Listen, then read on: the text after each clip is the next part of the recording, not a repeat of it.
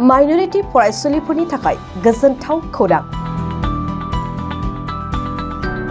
क'क्राझारनि हलथुगाव तिनिआलियाव थानाय गौरां मिसना माइनरिटी फरायसुलिफोरनि थाखाय लानानै फैदों मोनसे मोजां खाबु।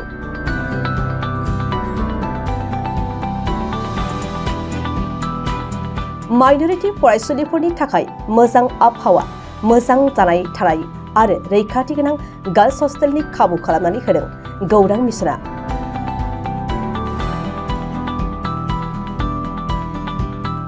गोजौ फरायसालि, कलेज, इउनिभार्सिटि आरो CIT आव फरायबाय थानाय माइनरिटी फरायसुलिफोरा बालाजान तिनिआलियाव थानाय गार्ल्स हस्टेलाव थानानै एसेल' दानारि फिस होनानै सोलोंथाइ लानो हागोन।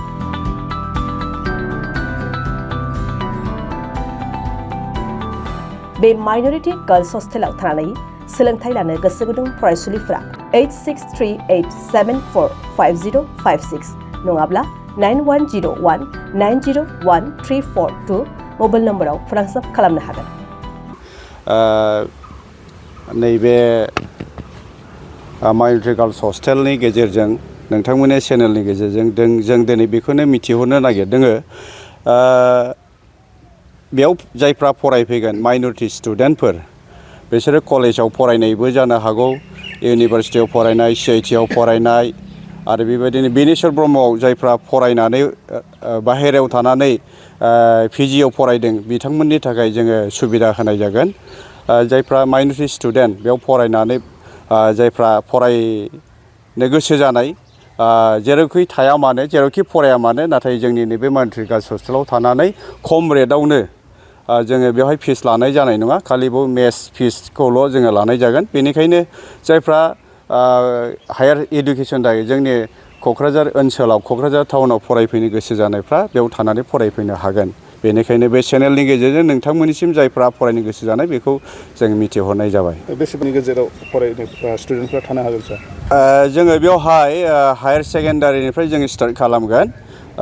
हायार सेकेन्डारिनिफ्राय डिग्रियाव फरायनाय, इउनिभार्सिटियाव फरायनाय, बेबादिनो इन्जिनियारिं, ओमफ्राय CIT, जोंहाथ' खाथियावनो CIT दं, बिथांमोना जायफ्रा पेयिं गेस्टआवहाय थायो बिथांमोना बुरजा फिस होनानै थानो गोनां जायो। बेनिखायनो जोंनि नैबे माइनरिटी गार्ल्स हस्टेलाव जायफ्रा थागोन बेयाव खम रेटआव माने फिसखौ जोङो हस्टेल फिसखौ जोङो लानाय, खालि जोङो जानायनि फिसखौल' जोङो लानाय जागोन। जायफ्रा बेयाव थानानै इउनिभार्सिटियावनो फरायनाय बा कलेजावनो फरायनाय बिथांमोननिफ्राय जों बे सिस्टेमै जोङो मेनेजमेन्ट खालामनानै लानाय जागोन। एडमिसननि सिस्टेमा माबायदि जागोन? एडमिसना जोंहा दिनैनिफ्राय मैया दाखालिनिफ्रायनो होदों जोङो फर्मखौहाय।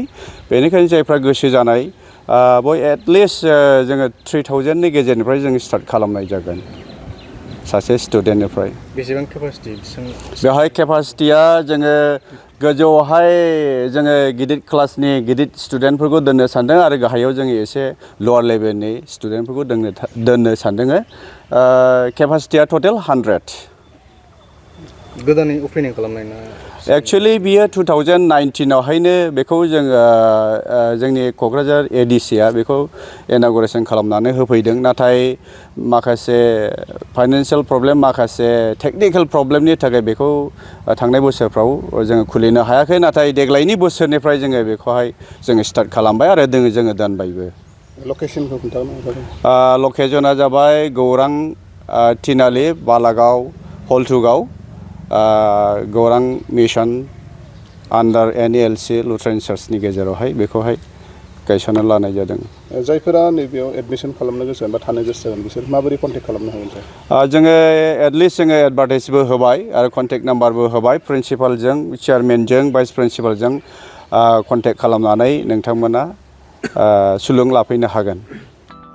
गुन गोनां गोजौ सोलोंथाइ लानो गोसो गुदुं मेट्रिक पास जानाय फरायसाफोरनि थाखाय गोजोनथाव खौरां। बड'लेण्ड स्टार एकाडेमियाव फरायसाफोरनि मुं थिसननाया सोलिगासिनो।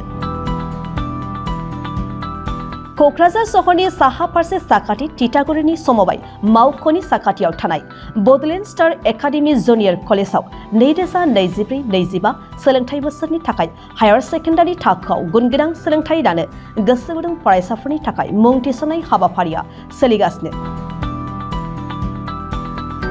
2024 इं मायथाइयाव गायसनजानाय बड'लेण्ड स्टार एकाडेमियाव फोरोंथाय मोननाय रोंगौथि गोनां फोरोंगिरिफोरखौ लानानै साइन्स, कमार्स एन्ड आर्ट्स मोनथाम स्ट्रिमनि सायाव फरायसाफोरखौ गुनगोनां सोलोंथाय होनो आवगायदों। बड'लेण्ड स्टार एकाडेमि जुनियर कलेजाव मुं थिसन्नोब्ला फरायसाफोरा माखासे मोजां खाबुफोरखौ मोननो हागोन। सिगांसिन मुं थिसन्नाया सा 10 फरायसुलिफोरा फिस होनाङालासे फ्रि एडमिसन मोननो हागोन। गासैबो फरायसुलिफोरनि मुं थिसन्नायनि मासुलखौ 30% रेहाय होनाय जागोन।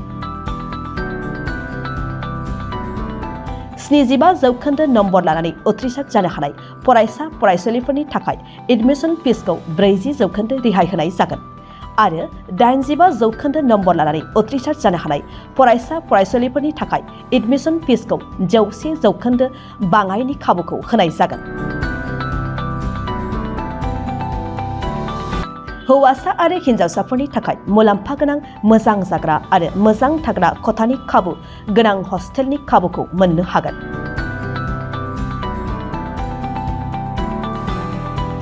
बेजों लोगोसेयैनो JEE नीट आनजादनि थाखाय बेसेन नाङै कचिं, मान्थलि मक टेस्ट आरो आर्ट्स स्ट्रिमनि फरायसुलिफोरनि थाखाय काउन्सेलिं बायदि बायदि उफ्रा फराफारिफोरनि फोरोंथाय खाबुफोरखौ मोननो हागोन।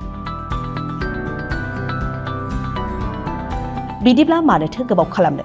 नोंथाङाबो गुनगोनां गोजौ सोलोंथाय लानो थाखाय बड'लेण्ड स्टार एकाडेमियाव मुं थिसन्नायनि खाबुखौ लादो।